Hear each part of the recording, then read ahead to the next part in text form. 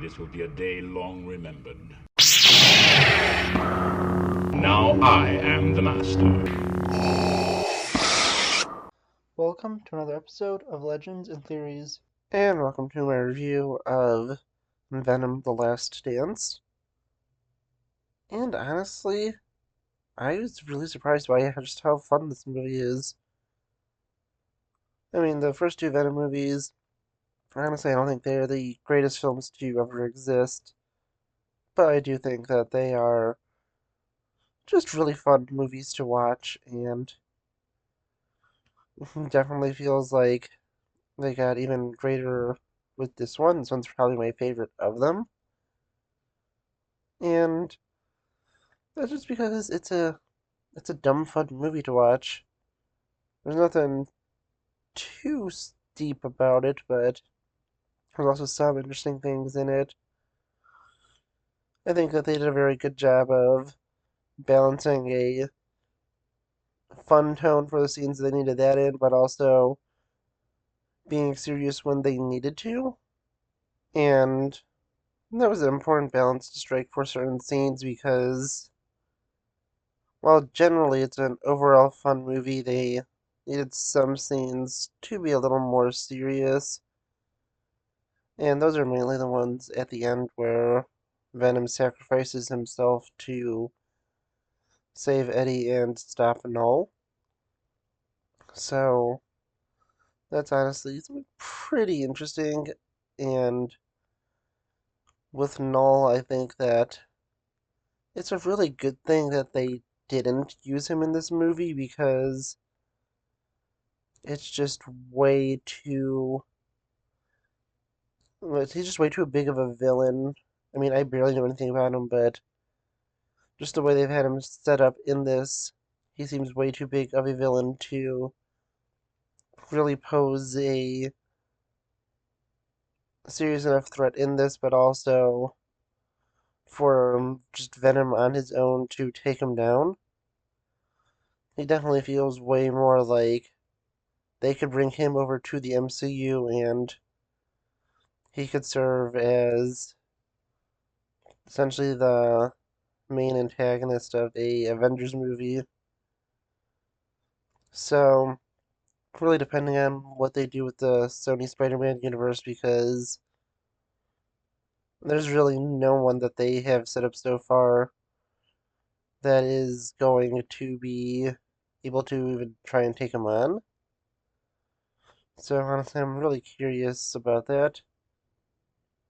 But also, something that honestly I didn't even know when I was watching this, and I saw someone else talking about this. I didn't even know that the guy who played the dad was the same guy who played the lizard, so that might confirm that this is not set in the Amazing Spider-Man universe, like a lot of people were guessing, but I also think there's a good chance that the person that Eddie wanted to go to talk to in New York was some version of Peter Parker. So I think that could be pretty interesting. And yeah, honestly, these Venom movies, as I said, they're a lot of fun. Nothing too incredible or too deep, but I really did enjoy them. This one is a lot of fun. I think that I love the fact that they literally have a last dance for Venom, and yeah, the scene is ridiculous, and Eddie even points this out in universe to how they have time to choreograph this. But honestly, just such a dumb fun movie. Obviously, you could probably pick this movie apart for like logical inconsistencies, but that's really not what the movie is for. This movie is just to have kind of it's just to have a fun time. And there is absolutely no way that Rotten Tomatoes is right about this movie because they're saying this movie is only 5% better than Joker 2. And yeah, while Joker 2 had some good moments, it is nowhere as incredible as this film. And I'm not even saying this film is that incredible to begin with. As I was saying, this movie it's fun, but it is not the greatest film to really ever exist. And especially after what Madam Web was this earlier this year, I am so glad that Sony at least has one good movie because I have no idea what Craven's going to be, but I definitely feel like it's probably going to be more on the this is funny because it is so bad instead of the this is funny because it is intentionally funny. Because honestly, every movie in this that Sony has made from the first Venom onward, with the exception of Madam Web, which was just bad, has either been good in a funny way or funny in a really bad way. But like, a bad where it is so bad it is hilarious, which is what I think Morbius is. And honestly, the one thing I really think is a disappointment to this is the fact that they didn't get Venom saying something like it's Venoming time because I think that's totally something that'd be in line with something that Venom would say in this. And of course, it's just a great meme, but I guess Sony isn't self aware enough to know that. Also, the fact that they have Andy Serkis to play Knull, he is an incredible actor, and he could pose as a really great threat, but currently who they have to go up against him is Eddie, who currently doesn't have the symbiote, but I'm not really sure how to take that last scene. I couldn't really tell if there was that small little sample of the Venom symbiote that escaped, or if, in other terms, they had Venom go, and it was just showing the Venom like permanently die and just showing that guy escaping because it wasn't too clear and I couldn't see the stuff on the screen that well, and I still saw it on a pretty big screen.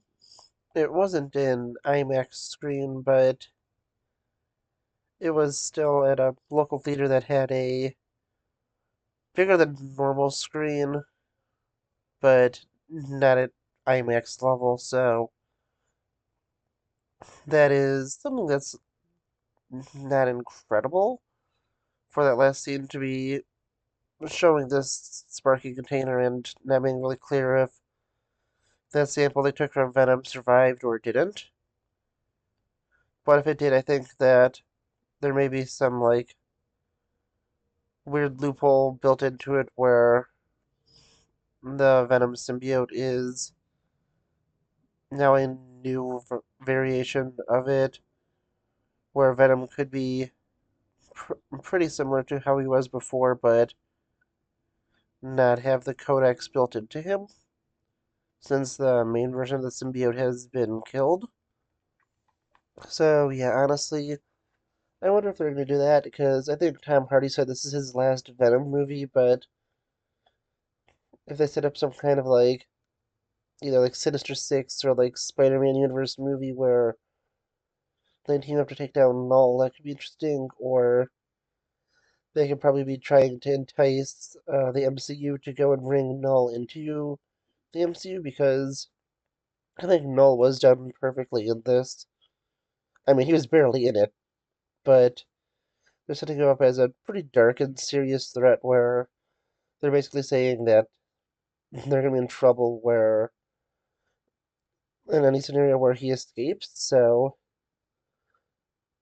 honestly, I think that it's a good thing that they did have him in here because if he was defeated in this movie, I feel like that would have ruined the tension. But yeah, honestly, as I said, this was a very entertaining movie. not the greatest thing to ever exist, but it was a lot of fun to watch.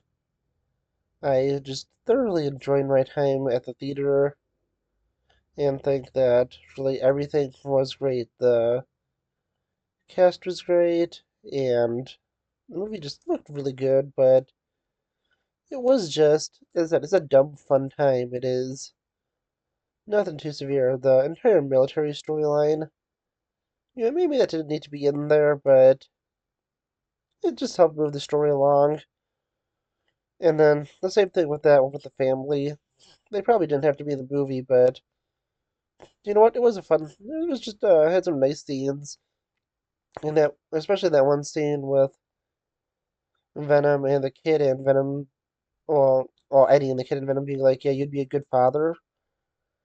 And honestly, that was just a nice little scene. I was laughing a lot during this, and thought they did such an incredible job, just making a kind of dumb fun movie. Yeah, it has its serious moments, which I think they do well enough, but overall, this is just a fun movie that I honestly really enjoyed. But honestly, I want to know what you think because, like I said, it was fun, but nothing too deep with it. Definitely would want to watch this again, but I'm not sure if I will, in theaters at least. But I want to know what you think. Please leave me in the comments, and I'll see you in the next episode of Legends and Theories. Thank you for watching this episode of Legends and Theories. Please subscribe, like the video, share the video, leave a comment, check out the video on screen, and may the Force be with you.